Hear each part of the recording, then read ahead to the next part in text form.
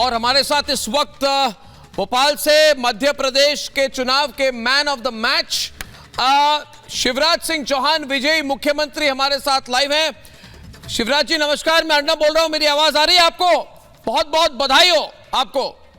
प्रणाम अर्नब जी, प्रणाम आपको, बहुत धन्यवाद आपको।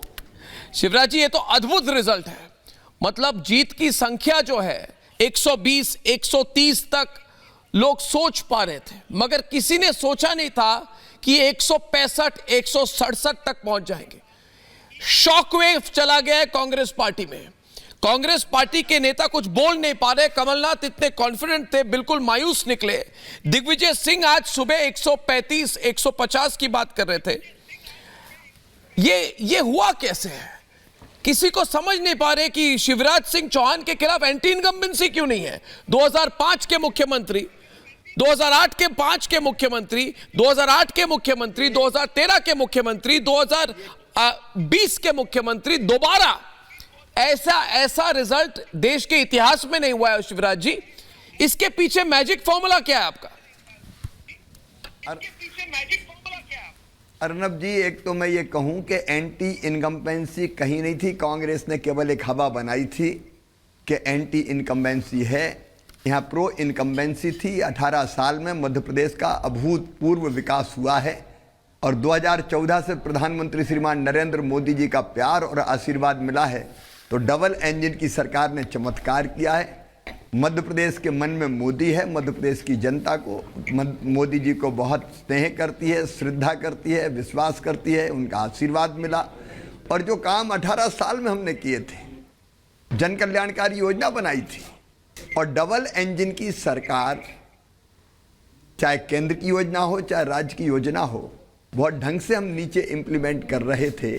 और जहाँ तक सवाल इतने बड़े अंतर का, मैं तो हमेशा कहता था कांटे का मुकाबला है ही नहीं, क्योंकि मैं जहाँ जाता था भरपूर प्यार और आशीर्वाद जनता का सड़कों पे दिखता था। लाडली बहनाएं दौड़ के गले लगती थी, माथा चूमती थी, सर पे हाथ फेरती थी और कहती थी भैया अपन ही जीतेंगे। तो ये जो प्यार उमड़ता था, भांजे भांजियों का प्यार, बेटा बेटियों का प्यार, वो साफ ये कहता था कि भारतीय जनता पार्टी रिकॉर्ड बहुमत के साथ चुनाव जीतेगी। मुझे तो विश्वास था। मैंने कहा कि लाडली बहनों ने कोई कांटा रहने ही नहीं दिया। जी, लाडली बहनों ने आप पर इधर इतना सपोर्ट किया आपको। ये जो आप स्कीम्स ले आए हैं, क्या इन स्कीम्स को इंप्लीमेंट कर पाएंगे?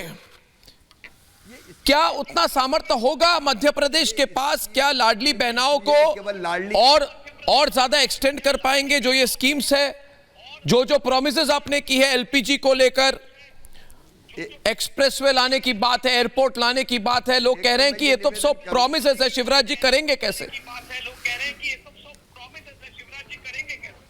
एक तो मैं ये कहूं कि केवल लाडली बहना नहीं, पहले 2005 में लाडली लक्ष्मी बनी, उसके बाद कन्या विवाह योजना बनी, उसके बाद स्थानीय निकाय के चुनाव और सर्विसेज में बहनों को आरक्षण का लाभ मिला। 35% रिजर्वेशन बहन और बेटियों को हमारे यहाँ शासकीय सर्विसेज में है। अगर संपत्ति वो खरीदना चाहे तो स्टाम्प शुल्क बहुत कम लगता है। संबल जैसी योजनाएं बनी, अनेकों योजनाएं। उसकी एक कड़ी थी लाडली बहना योजना। लाडली बहना योजना ठीक से इम्प्लीमेंट हुई तभी तो लोगों ने प्यार और आशीर्वाद की बहनों ने वर्षा की। केवल योजना अनाउंस करने से नहीं करते। और दूसरी बात ये बताऊं, मध्य प्रदेश तेजी से बढ़ता हुआ राज्य है। हमारी आर्थिक विकास की दर 18-19% लगातार कई वर्षों से है। हमारा बजट इस समय 3,14,000 करोड़ रुपए का, अगले साल और 40,000 करोड़ रुपए का बढ़ेगा। तो हमने जो प्रॉमिसेज किए हैं, एक तरफ कैपिटल एक्सपेंडिचर करके हमने ग्लोबल स्किल पार्क बनाए, हमने मेडिकल कॉलेजेस खोले, हमने शानदार सड़कें बनाई, हमने सिंचाई की योजनाएं लेके आए, हमने सोलर पावर प्लांट लगाए, हमने सीएम राज स्कूल खोले। तो एक तरफ ये सब काम चले और दूसरी तरफ जनता के कल्याण की योजना, प्रधानमंत्री जी की योजनाएं, चाहे जल जीवन मिशन हो उसका हमको लाभ मिला, प्रधानमंत्री मातृ वंदना योजना हो, पीएम आवास योजना हो या आयुष्मान भारत योजना हो, सबको आइडियली इम्प्लीमेंट मध्य प्रदेश की जनता ने, मध्य प्रदेश की सरकार ने अपनी जनता के लिए किया और इसलिए ये असर और प्रभाव आया। और देखिए, एक हम सौभाग्यशाली है कि हम उस युग में पैदा हुए जब मोदी जी देश का नेतृत्व कर रहे हैं। तो स्वाभाविक रूप से डबल इंजन की सरकार का लाभ मिला और मुझे कहीं भी कभी भी किसी क्षण भी ये नहीं लगा कि भारतीय जनता पार्टी कहीं पीछे है। जनता का प्यार उमड़ता चला गया और वो वोटों में बदलता चला गया। शिवराज जी, फिर भी जो सामान्य सोच है ये है कि 5 बार कोई मुख्यमंत्री नहीं बनते। हर कोई तो ज्योति बासु जैसे नहीं है कि 5 बार 6 बार 7 बार कोई मुख्यमंत्री बने, और इसीलिए ये बात छिड़ गई थी 2 महीने 3 महीने 4 महीने पहले। आपको भी पता है कि शिवराज सिंह चौहान को अगर चेहरा बनाकर सामने लाया जाए तो फिर उसका नुकसान हो सकता है। एक इंडिविजुअल के साथ एंटी इनकम्बेंसी की ट्रेंड सेट हो जाती है। उस पर आपका क्या कहना है? उस पर तो जनता ने कह दिया, मुझे अलग से कहने की आवश्यकता नहीं है। देखिए, एंटी इनकम्बेंसी कभी नहीं थी मध्य प्रदेश में। कांग्रेस ने एक हवा बनाने की कोशिश की थी, और जहां तक कार्यकर्ता के नाते मेरा सवाल है, मैं एक मिशन के लिए काम करता हूं, और भारतीय जनता पार्टी एक वैभवशाली, गौरवशाली, संपन्न और समृद्ध भारत के निर्माण के लिए काम कर रही है, और उसके लिए हम समर्पित हैं। हम तो सौभाग्यशाली है कि उस मिशन के एक हिस्से के रूप में गिलहरी की तरह अपना योगदान भी हम करते हैं, मध्य प्रदेश की जनता की सेवा करके। जनता मध्य प्रदेश की और मैं एक परिवार है। मैंने हमेशा कहा कि हम सरकार नहीं चलाते, हम परिवार चलाते हैं। तो परिवार के साथी के नाते हमने जनता की सेवा की, तो कहाँ एंटी इनकम्बेंसी थी? कोई बात ही नहीं थी। तो क्या मैं मध्य प्रदेश के 5वें बार बनने वाले मुख्यमंत्री से बात कर रहा हूं? मैं अर्नब जी एक बात साफ करूं कि हम लोग क्या बनेंगे ये सोच के कभी काम नहीं करते।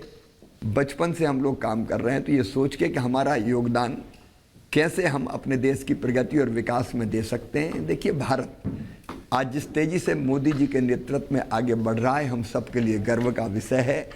और पूरी दुनिया को अपना देश, पूरी दुनिया को शाश्वत शांति के पथ का दिग्दर्शन कराएगा। तो एक बड़े मिशन के लिए हम लोग काम कर रहे हैं। अब उस मिशन में आप काम कर रहे हो, तो मिशन तय करता है कि आप कहाँ रहोगे। तो आप क्या नहीं सोचते, आपको कभी ये सोच नहीं आई कि इतने सालों में इतना काम करने के बाद क्या मैं किसी और को गद्दी सौंपने वाला हूँ? कभी ये सोच आती है शिवराज जी? कभी आपको ऐसी सोच कभी चिंता देती है, विचलित करती है? हमारे यहाँ जो तय करती है पार्टी, हमारे यहाँ तो पार्टी जो फैसला करती है उस फैसले को हम लोग मानते हैं। पार्टी का काम है कहाँ किससे क्या काम करवाना।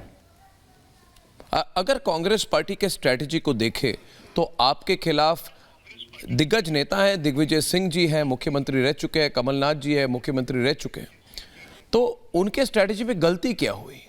कोई ना कोई उनकी कैलकुलेशन गलत हुई होगी। अभी तो चुनाव के नतीजे आ चुके हैं, तो आप उसको कैसे एनालाइज करेंगे? अपनी स्ट्रेटजी देख रहा था, मैं तो अपनी स्ट्रेटजी केवल देख रहा था। हमने जो ठोस काम किया है वो जनता के बीच हम ढंग से ले जाएं। अब लाडली बहनाओं के हमारे 52 सम्मेलन, हर जिले में एक सम्मेलन हुआ जिसमें लगभग 1 लाख बहनें रहती थी। मैं लगातार घूमता रहा, जनता के बीच में अपने काम लेके जाता रहा। तो हमने अपनी स्ट्रेटजी देखी, सकारात्मक काम के आधार पर हम अपनी जनता के बीच में गए। हमने ना कभी किसी को गाली देने का काम किया, ना किसी को अपमानित किया। हम तो चुपचाप अपना काम करते रहे और जनता हमारे पीछे चलती रही। शिवराज जी, राष्ट्रीय स्तर पर क्या इम्पैक्ट होगा इसका? मध्य प्रदेश जैसे बड़े स्टेट को इस तरह से स्वीप करना, फिर राजस्थान और छत्तीसगढ़ के जो नतीजे आए हैं, इसका पूरा विश्लेषण। देखिए, एक बात स्पष्ट है कि देश की जनता के दिल में मोदी जी हैं। मोदी जी भारत के मुकुट मणि हैं, करोड़ों करोड़ जनता के हृदय के हार हैं। और एक बात साफ है कि आने वाले समय में फिर भारी बहुमत से केंद्र में भाजपा की सरकार बनेगी। मध्य प्रदेश की भी 29 की 29 सीटें लोकसभा